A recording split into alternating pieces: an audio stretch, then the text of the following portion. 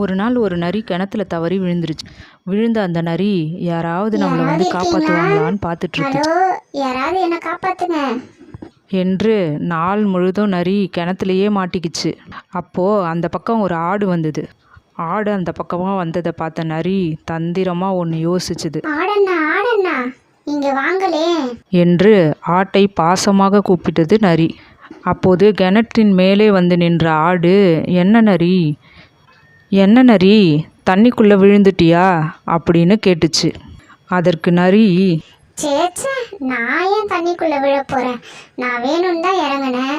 இந்த தண்ணி ரொம்ப சுவையா இருக்கு, நீ வேணா வந்து குடிச்சு பாரு அப்படின்னு சொல்லிச்சு நரி. அதுக்கு ஆடு அப்படியா அப்படின்னு சொல்லிட்டு உடனே கிணத்துக்குள்ளே குதிச்சிருச்சு.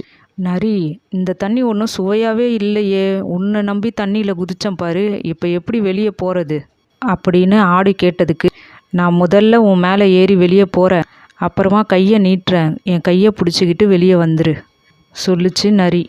அதற்கு ஆடு சரின்னு ஒத்துக்கிடுச்சு. ஆட்டின் மேலே ஏறி நரி வெளியே வந்துருச்சு.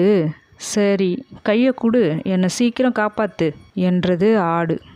உன்னை நான் எப்படி காப்பாத்துறது? நீ யோசிக்காம கிணத்துல விழுந்ததுக்கு நான் என்ன பண்றது என்று சொல்லி நரி அந்த இடத்தை விட்டு ஓடிவிட்டது.